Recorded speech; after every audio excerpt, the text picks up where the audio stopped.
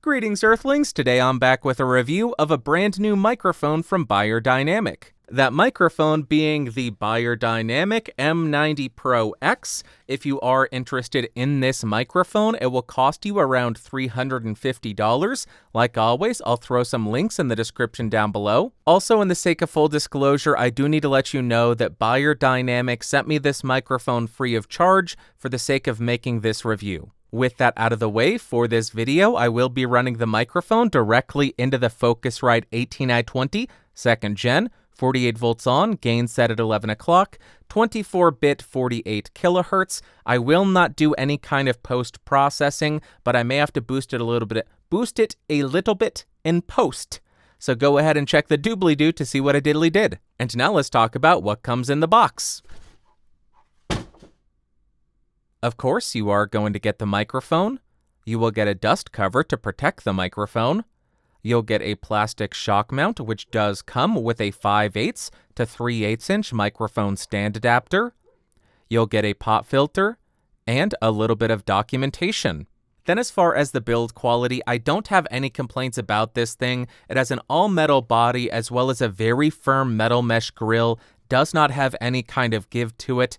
As we move around the microphone, there are no buttons or switches. On the bottom of the mic, you will find the XLR port, and if it matters to you, this microphone is made in China.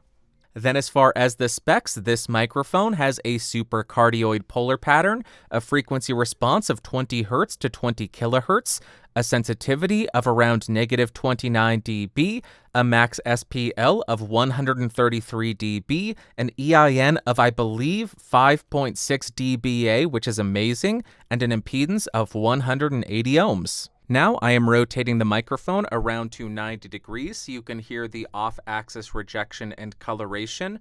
We'll continue around the microphone to 180 degrees. Here is the rear of the mic. Continuing around the microphone to the second 90-degree angle. Here we are. And then rotating and ending at the front of the microphone. Now let's go ahead and see how well this microphone rejects plosives and how effective the provided pop filter is. Please bring pizza pronto. Please bring pizza pronto. Please bring pizza pronto. Please bring pizza pronto. Now I am right on top of the microphone to exaggerate the proximity effect, and here is how it's sounding. Now I'm about 3 inches off with the mic pointed at the corner of my mouth, and here is how it's sounding. About 1 foot away from the microphone, about 2 feet away from the microphone, and now about 4 feet away from the Beyerdynamic M90 Pro X with a super cardioid polar pattern. Now I am typing on a keyboard with Gateron blue switches to see how much of my voice versus how much of the keyboard it picks up. And for the game folk out there, now I am typing on the SAD W and spacebar keys. Now here is how the microphone sounds in a well-treated room. Now here is how the microphone sounds in a completely untreated room.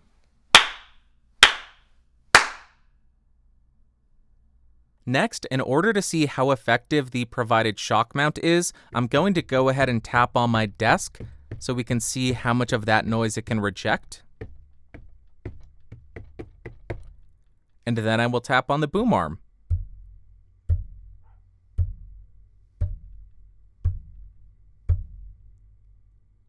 And now, because I want to be thorough and a little bit annoying, I'm going to tap on the body of the microphone to see if there are any kind of resonant frequencies.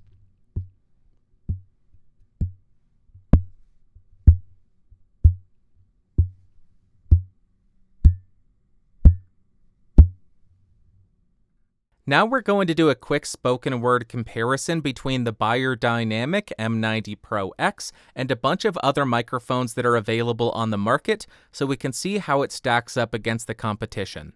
Like always, we'll start on the microphone that we're reviewing. This is the Beyerdynamic M90 Pro X. I am 6 inches off, my gain is set at 11 o'clock, and here is how this mic sounds. Let's jump to the first mic and start the comparisons. First up, we are on the Neewer NW700. This goes for about $23 or so. I am 6 inches off, my gain is at 11 o'clock, and here's how it sounds. Let's jump back to the Beyerdynamic and do a bunch more. Back for a palate cleanser on the M90 Pro X. Here is how it sounds. Let's jump to the next mic. Now we are on the Audio Technica AT2020. This goes for about $100. I am 6 inches off. I increased my gain to about 1 o'clock because this is much quieter. And here is how this sounds. Let's jump back to the M90 and do more comparisons. Just so you can have another palate cleanser, here is how the M90 Pro X sounds. Nothing has changed. Next microphone. Now we're on the Neat King B2, which goes for about $180. I am 6 inches off. My gain is back at 11 o'clock. And here is how this compares to a microphone that's $200 more expensive, more or less so. Let's jump back to the more expensive mic and do more comparisons. We are back again on the M90 Pro X, so you can hear this in between the microphones that we're comparing. And with that being said, let's do another one. Now we are on the Rode NT1, which goes for about $270. I am 6 inches off. My gain is set at 12 o'clock on the AT2020, and here is how this sounds compared to the M90 Pro X.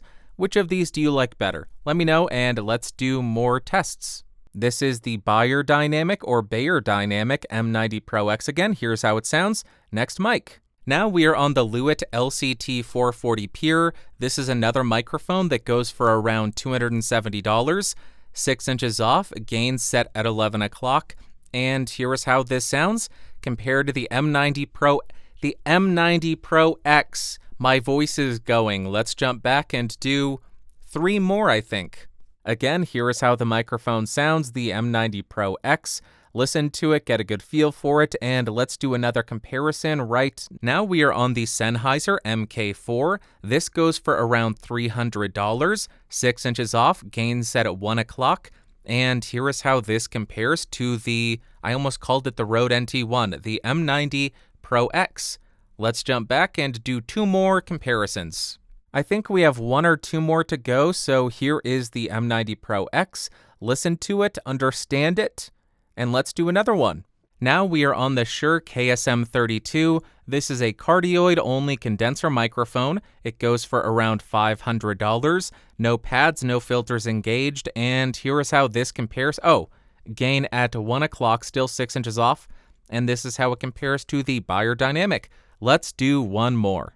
And we have 1 more microphone to go, and you all know what it's going to be, but first, this is the M90 Pro X. Let's jump to the final mic. And lastly, we are on the Neumann U87 Ai. This goes for about $3,600. I am 6 inches off. My gain is set at 11 o'clock. Cardioid polar pattern, no pads, no filters. And here is how this sounds compared to the M90 Pro X. Let me know in the comments down below which of these microphones was your favorite. And let's jump to the music test now.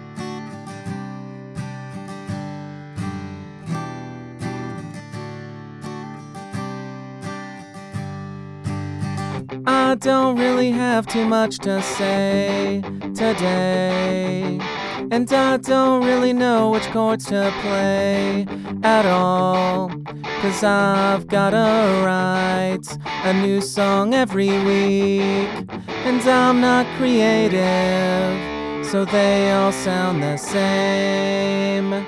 Yeah, somebody said, hey, you need to write new songs with new chords. Ain't gonna happen. Because I have to do one of these every single week, and I can't dedicate hours to making something that I like, so I just stick to the same thing over and over and over again. Conclusion time.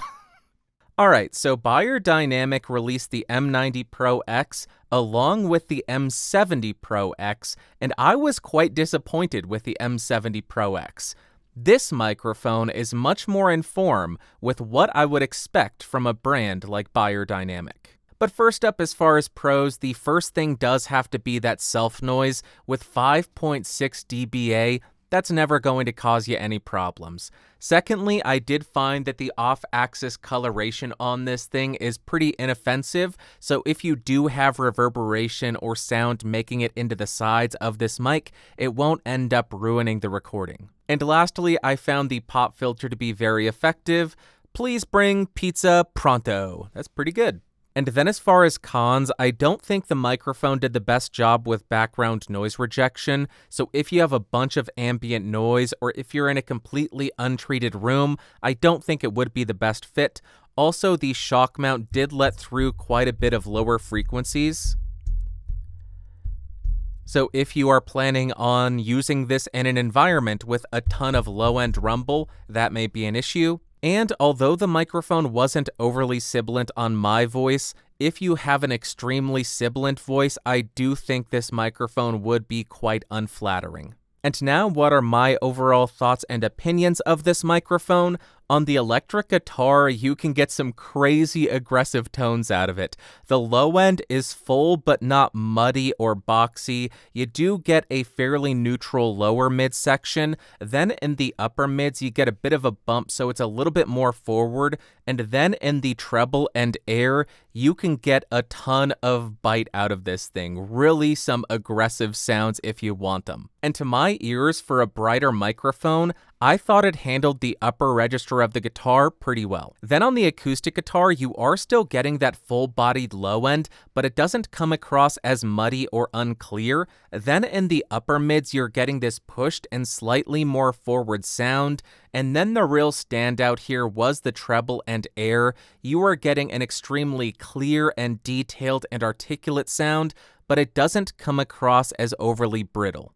Next up for singing, I had zero issues with the low end becoming overpowering. The low mids were nice and clear. The upper mids do give you that bump, that little boost, which does make it come across a little bit more forward. And then you have the treble and air. This microphone comes across as very bright, articulate, and airy, which I know some people will love, others will hate. If that's the sound that you're looking for, that's what it's offering. And finally, for spoken word, this is offering an incredibly clear sound. It doesn't have an overly aggressive high-pass filter like the M90 Pro X did. The lows and low mids came across as very even to me. You do get a little bit of that bump in the upper mid section, but the main thing that sticks out here again is that boost in the treble and air. It gives you this hyper-detailed sound, which makes it really easy to hear every enunciation, all the articulation, t, t, s, s, all of that in your spoken word. And to wrap up, would I recommend the Beyerdynamic M90 Pro X? For some people, yes, I would. First thing I'll say is, it's no secret, the Rode NT1 is one of my all-time favorite microphones. Well, I thought the M90 Pro X was the most similar to the Rode NT1. I think it just offers a bit more controlled low end and a bit more of a boost in the treble and air. So you're getting a bit more of that articulation, a bit more of that modernness, that bright top end, and getting a little bit more controlled low end compared to the Rode NT1. So if that's the sound that you're looking for, I say go for it, but I do have a couple of caveats. As I already mentioned, I don't think this mic did amazing at background noise rejection, so if you're looking at it, I do think you need to have some form of sound treatment to reduce the amount of reverberations that will make it in. And also, if you have a hyper-sibilant voice, I think this microphone would be far from flattering on you, and I think you would need to look elsewhere. That's all that I've got for you today. Let me know in the comments down below which of the mics that I compared this against was your favorite. If you found this video fun, interesting, or helpful, go ahead and give me a thumbs up. Hated it? Big ol' thumbs down. Want videos? Subscribe, do all that stuff. Blah, blah, blah. Typical YouTuber outro. Okay. These people are amazing. They rock. I will talk to you next week. Thanks so much for watching. Bye-bye.